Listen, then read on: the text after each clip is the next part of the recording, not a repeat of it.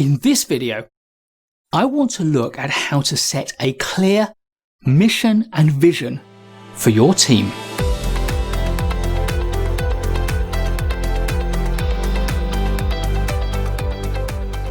What's the number one question that small children ask all the time? Yeah, it's why. Why is a search for meaning. And it doesn't stop when we become adults. It's just that we often internalize that dialogue. If people are to be committed and motivated to do some work to contribute to your project, then they have to have a good, juicy because to justify that commitment, they need a meaning for the work they're going to do. And that's what mission and vision give us. Mission and vision connect what we're doing day to day with what matters to us. I think it can be enormously valuable for a project, and certainly for any organization, to have a mission statement and a vision statement.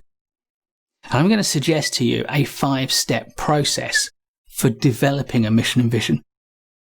This process will scale very nicely. It will work for a project mission and vision, or even a program or portfolio mission and vision. It will even scale to developing a mission and vision for a new organization. And at the end of the video, I'll give you my sense of what makes for good mission and vision statements. Step 1 in setting a clear vision and mission for your team is to gather the team together. You need to set a meeting date and create a meeting for the team to get together and to discuss it. And it's really important that you prepare for this meeting. In fact, better still, find someone external to the team to facilitate the conversation and make sure they prepare well by understanding the context, by getting to know your team members and yourself, and finding out the parameters within which they're working. They will need to design a process for discussing what matters, for evaluating ideas, and for building a framework to hang the vision and mission from. The second step is to work on a start point.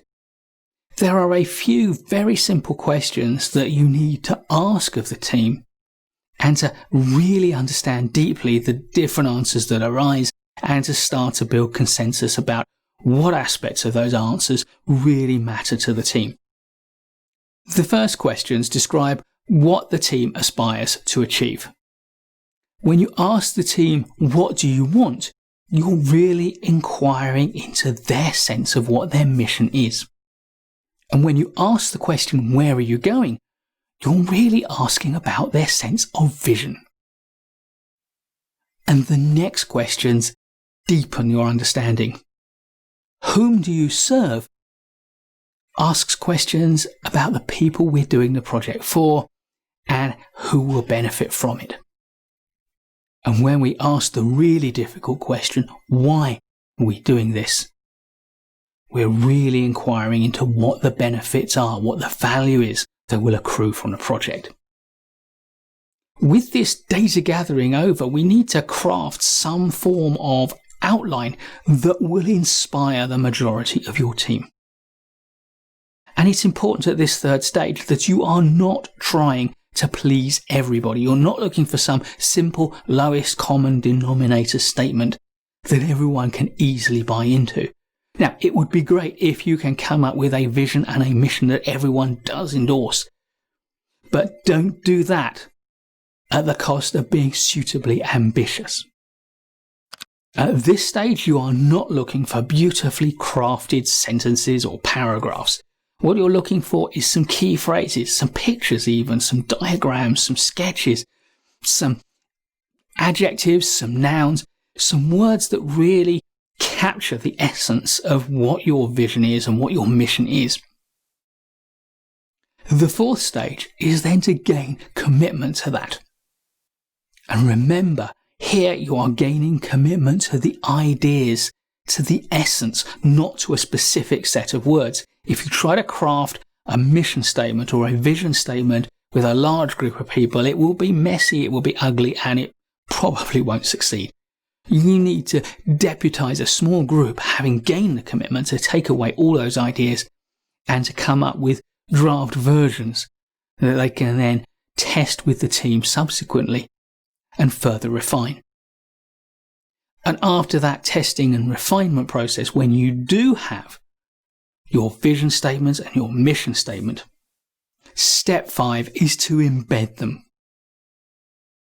You need to communicate those statements to the whole team and to a wider stakeholder community. You need to publicize them. And you need to make them present. Repeat them so that they start to embed themselves in people's minds. Of course, you need to use them as your guiding light in the decisions that you're going to make. If they don't actually cause any consequences in the real world, then it was a complete waste of time. So what makes for good mission statements and good vision statements? Well, this is a very subjective thing, I know, but for me, the first thing is they have to be simple. They have to pass what I call the 7-year-old test. If your 7-year-old child doesn't really understand what they're talking about, then yes, smart, intelligent adults may understand it, but they won't understand it quickly. They'll have to process it and make interpretations of it. And of course, your interpretation, my interpretation, may be very different. If it passes the 7-year-old test and a 7-year-old would understand what it's all about, then likely it is simple enough that we all understand it in the same way.